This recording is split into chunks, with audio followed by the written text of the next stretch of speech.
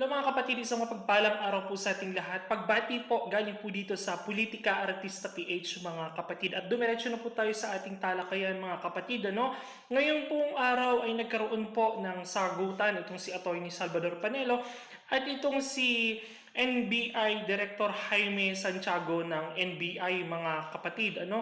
Si dating Salvador Panelo ay naglingkod po sa gobyerno ni dating Pangulong Rodrigo Duterte at si Director Jaime Santiago naman po ay ang direktor ng NBI ngayon mga kapatid. Ngayon po ay naghain po ng reklamo ang NBI sa DOJ at sinasabi po nila na magsampa na po ng kaso, pinakakasuhan na po si Vice President Sara Duterte ng inciting to sedition, no? Kaugnay daw po sa mga naging pahayag po at pagbabanta daw po sa buhay ni Pangulong Bongbong Marcos, ito daw po ang nag-ugat at nagtulak kay Director Jaime Santiago na pasampahan po ng kaso sa DOJ.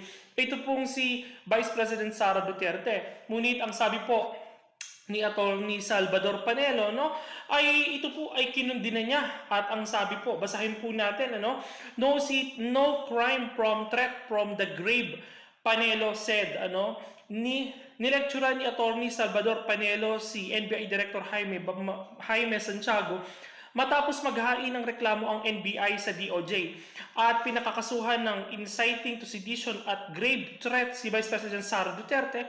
Hirit pa ni Panelo, bumalik na lang sa law school. Si Director General Santiago, the director of the NBI should go back to the law. His agency recommendation to file criminal charges of grave threat and inciting sedition against Vice President Sara Duterte has no basis in fact in the law.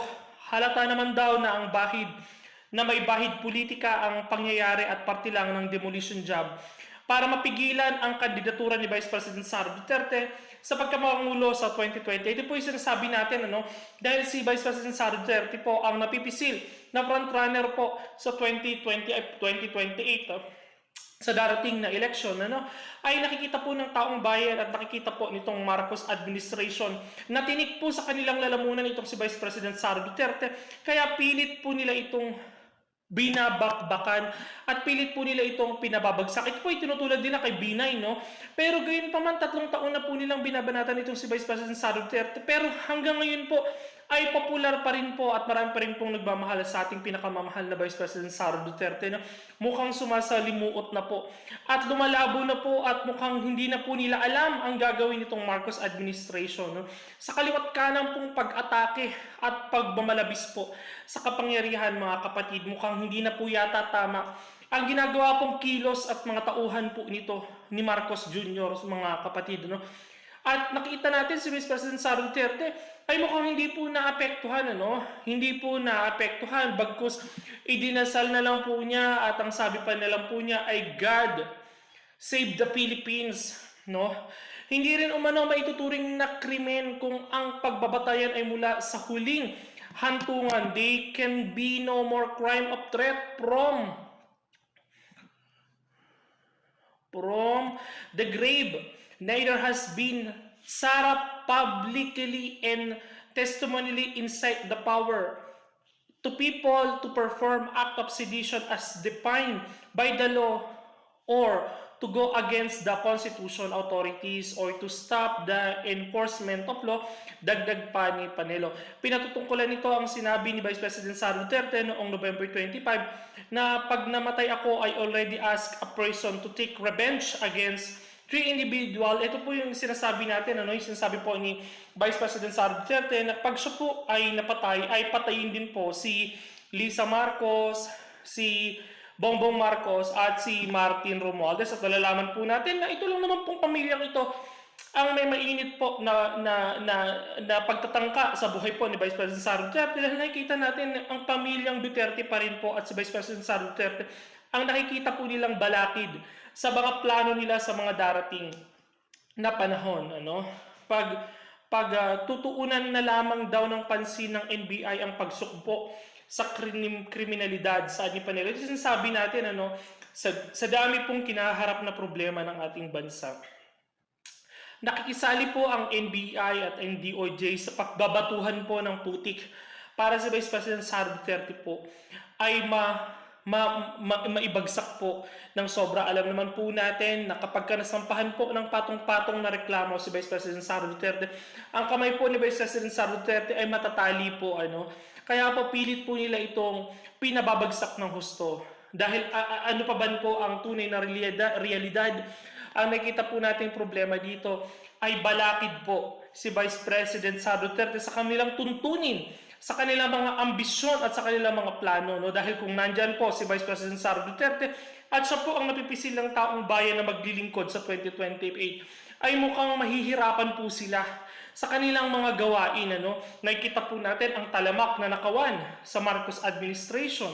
Nakikita po natin ang pagbulusok at pagdami ng kriminalidad na pilit pong pinagtatakpan ng Marcos administration. Ang kawalan po ng kasagutan sa mga presyo ng bilihin, sa tumataas po na panganib na badya po ng maraming kaguluhan na nangyayari sa Pilipinas, mga kapatid, na ang Marcos administration ay patuloy pong nananahimik sa lahat po ng problemang pinagdadaanan ngayon. Bagkus ang inuuna po nila, ang pilit po na nagpapabagsak po ay ang pagtanggal po kay Vice President Sara Duterte bilang Vice Presidente ng ating Pilipinas, ay ito po ay hindi po maganda sa ating bansa, mga kapatid. Bagkus ito po ay pagmumulan lamang po ng gulo, na katulad po ng pinanawagan po ng Iglesia ni Cristo na sila po ay hindi po pabor sa naging panawagan po ng itong mga congressman na pagpapabagsak kay Vice President Sara Duterte. Pero mukha pong nalilinawan na po tayong lahat, mga kapatid, na kung sino po talaga at saan po patungo ang lahat ng ito, mga kapatid.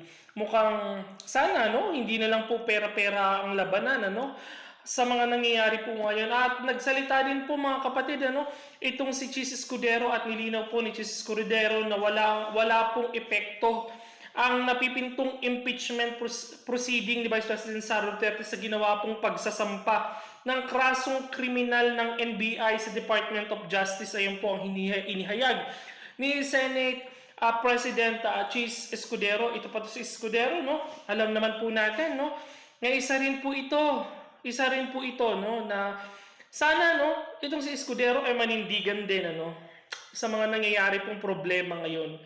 At Diyos ko, please lang, wag sana pong adyain ng Diyos, na magkamali po ang lahat po ng inyong mga hangarin at mga plano ay bigla pong bumaliktad. Basahin po natin galing sa DZXL News.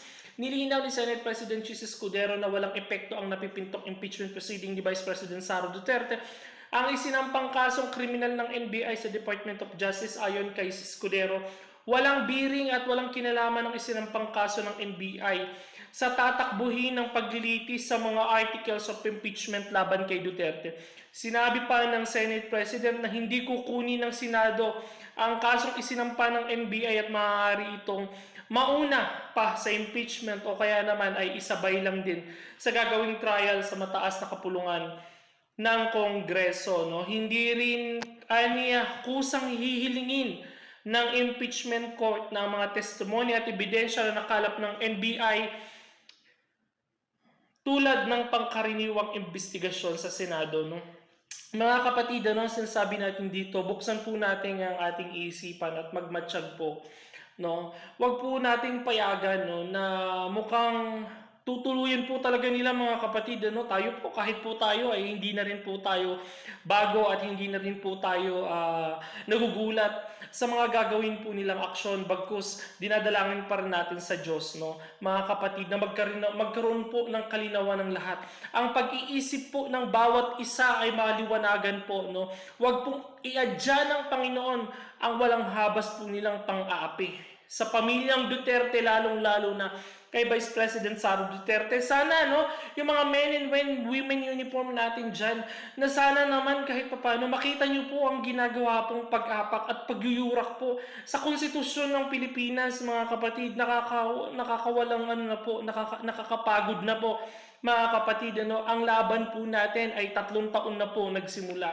Simula po nang umupo ang Marcos administration, ang sinimula nila ang paggigipit kay Vice President Sara Duterte simula po nang magbitiw ito sa Department of Education na hanggang ngayon ay nagpapatuloy ang girian sa pagitan ng Marcos at Duterte. Kayo po mga kapatid, ano po ang inyong masasabi?